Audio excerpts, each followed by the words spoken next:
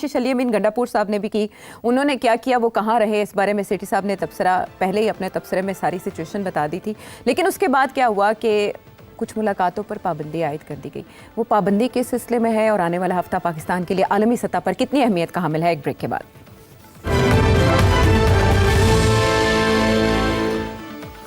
Show में साथ देने का शुक्रिया। सेठ साहब, बहुत से अगर और मगर के दरमियान जो एक और बात हुई वो बहुत अहम थी कि बानी पीटीआई से मुलाकातों पर 18 अक्टूबर तक के लिए पाबंदी लगा दी गई। अच्छा, सिर्फ उन्हीं तक महदूद नहीं है, अडयाला के दीगर कैदियों से भी मुलाकातों पर, ज़ाहिर है टेरिटरी आसपास ही है, तो इसीलिए कुछ ऐसे खदशात भी हैं। अभी हाल ही में एक अटैक भी हुआ जिसकी वजह से सिक्योरिटी भी सख्त कर दी गई है और मुलाकातों पर पाबंदी भी लगाई गई है। मैं आपसे ये जानना चाहती थी कि ये पाबंदी सियासी ज़िम्न में लगाई गई है या इंतज़ामी तौर पर अहम थी? दोनों, क्योंकि खान साहब ने तो पूरी कोशिश करनी है ना कि किसी तरीके से डिसरप्ट किया जाए और डी चौक को ऑक्यूपाई किया जाए फिर से। तो वो तो हर रोज कहेंगे पहुंचो, हर रोज बयान देंगे पहुंचो। तो इसलिए मेरा ख्याल है कि उनका तो टैक्टिकल यही है ना कि जी डी चौक पे हमारे 5000 बंदा पहुंच जाए, तो फिर देखते हैं असेंबली कैसे पास करती है ये कॉन्स्टिट्यूशनल अमेंडमेंट। तो इसलिए मेरा ये मौकफ था कि पहली बात ये है कि कॉन्स्टिट्यूशनल अमेंडमेंट जो है वो सरप्राइज होना चाहिए। उसका मसवदा भी it should be a surprise, एक दिन पहले, उससे पहले पता नहीं चलना चाहिए, नंबर एक। नंबर दो, सारे मुत्तफिक होने चाहिए उसके ऊपर। नंबर तीन, कि उसकी डेट भी पता नहीं होनी चाहिए कि किस वक्त को। खान साहब की तो यही कोशिश होगी और उनके दोस्तों की और फॉलोअर्स की कि किसी तरीके के साथ डी चौक पर पहुंचा जाए और वहां जाके काबू किया जाए डी चौक को, ताकि असेंबली का घेराव हो सके। तो अगर ये, तो मेरा ख्याल है ये both administrative and political. Khan साहब को चुप करके बैठा के रखना ताकि वो कोई इंस्ट्रक्शंस ना भेज सके या कोई नई बात ना शुरू कर दे। ठीक है। अमेंडमेंट्स के अलावा एससीओ कॉन्फ्रेंस यानी एक तीर से दो शिकार ये गवर्नमेंट करने जा रही है और उसके बाद उससे अगले दिन 19 तारीख को 190 मिलियन पाउंड केस की समाअत है। शायद तभी रूनुमाई हो सके और वो सहाफ़ियों से कोई बात करके अपना मौक़िफ़ दे सकें इस सारी हलचल और हैपनिंग जो भी पाकिस्तान में हुई इस अरसे में, क्योंकि अभी तक उनका मौक़िफ़ सामने नहीं आया, ना डी चौक के एहतजाज के ऊपर और ना ही उसके बाद की सूरत हाल के ऊपर।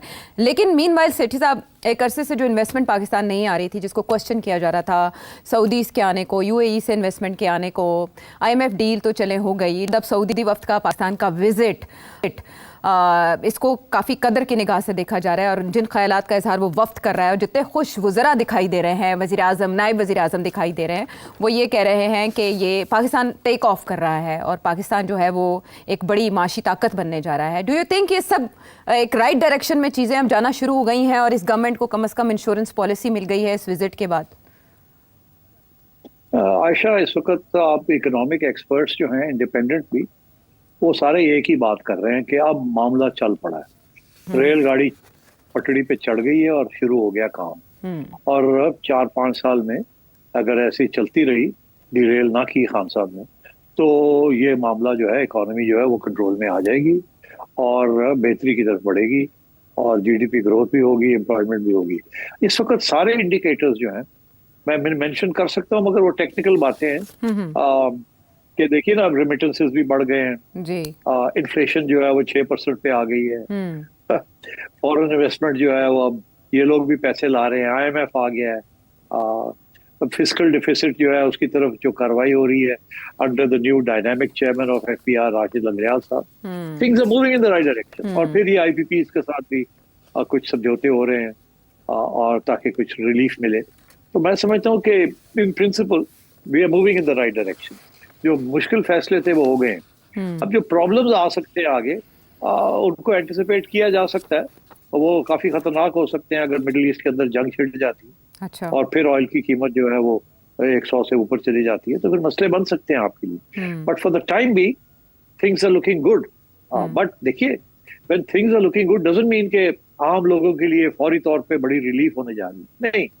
इसका ये मतलब है कि जो बुरी जो खराब काम हो रहे थे ना, वो रुक गए हैं। जो मुश्किलात दिन ब दिन बढ़ रही थी, वो मुश्किलात रुक गई हैं। ये नहीं कि वो खत्म हो गई हैं या वो रिवर्स हो गई हैं, नहीं, मगर रुक गई हैं।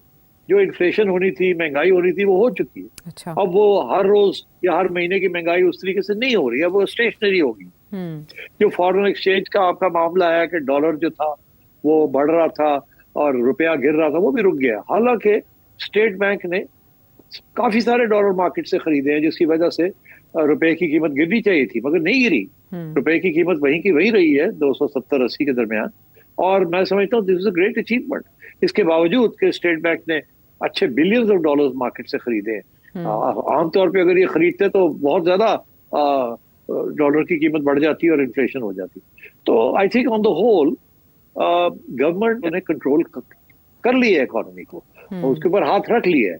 अब ये है कि इसको आगे कैसे चलाना है, जिसकी वजह से ये जो सऊदी डेलीगेशन आई हुई है एंड सो ऑन, ये this is very important. Because देखिए जब तक पाकिस्तानी खुद इन्वेस्टमेंट नहीं करेंगे प्रोजेक्ट्स के अंदर, या फॉरेन इन्वेस्टमेंट खुद लेके नहीं आएंगे पाकिस्तान के अंदर, उस वक्त तक इकोनॉमी जो है ना वो ग्रो नहीं करेगी।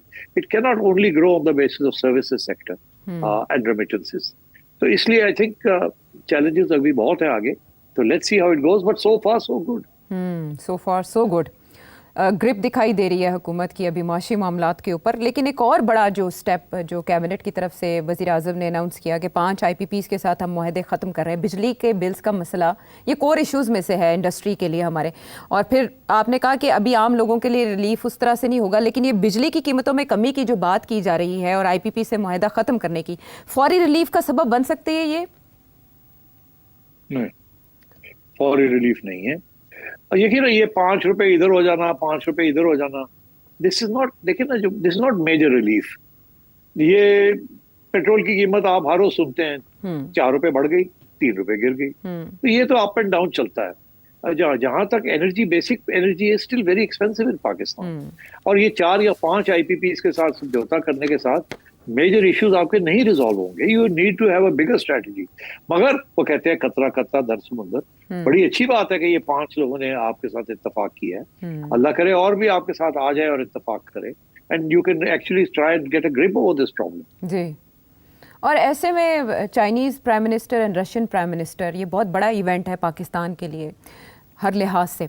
पाकिस्तान की सरजमीन पर इतने बड़े लेवल के डेलीगेशंस का आना, फिर इस तरह के मुआहदे होना जो पाकिस्तान को इस वक्त ज़रूरत है जिनकी, तो एक मुश्तरका इजलास भी चाइनीज़ प्राइम मिनिस्टर के लिए तलब किया गया है। सवाल यहाँ पर यह है कि चाइनीज़ प्राइम मिनिस्टर का ये विज़िट कितना इम्पॉर्टेंट है कि उनको फिर दावत दी जा रही है कि वो जॉइंट सेशन से भी खिताब करें?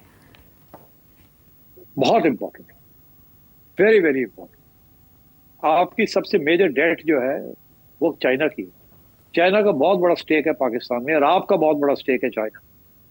तो Chinese visit is the very very important visit.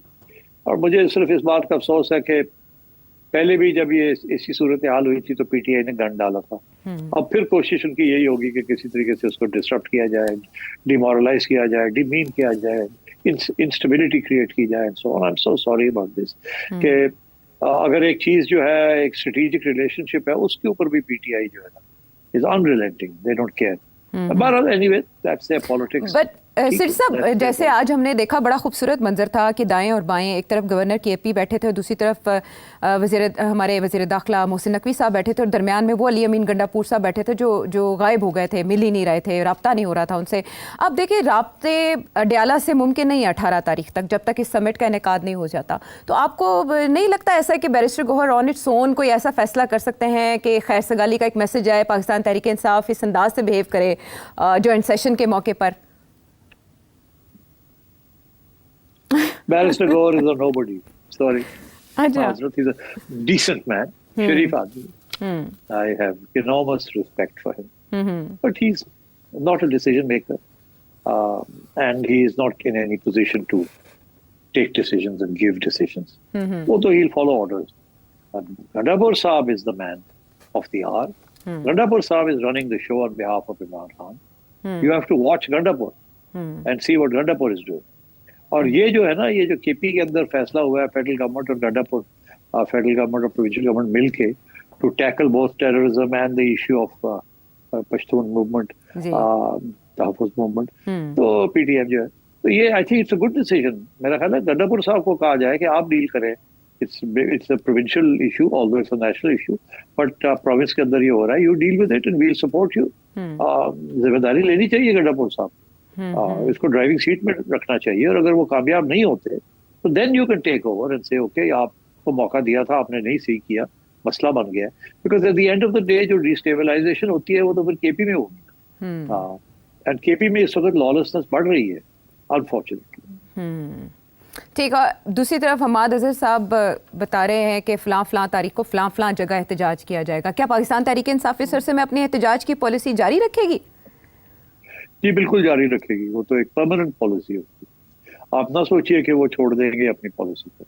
They will carry on agitating, they will carry on doing what they are doing. उसकी वजह यह है कि उन्होंने जो मौक़िफ़ इख्तियार किया है वो ये है ऑल और नथिंग। या जब हम हैं तो और कोई नहीं है, और हम नहीं मानते, कोई चीज नहीं मानते हम। अच्छा। देखिए ना, नॉर्मल पॉलिटिक्स में तो ये होता है गिव एंड टेक होती है, आगे बढ़ना, पीछे हटना, कॉम्प्रोमाइज, बिकॉज आपने आइन के मुताबिक चलना है ना। आइन के अंदर तो सबके लिए जगह है।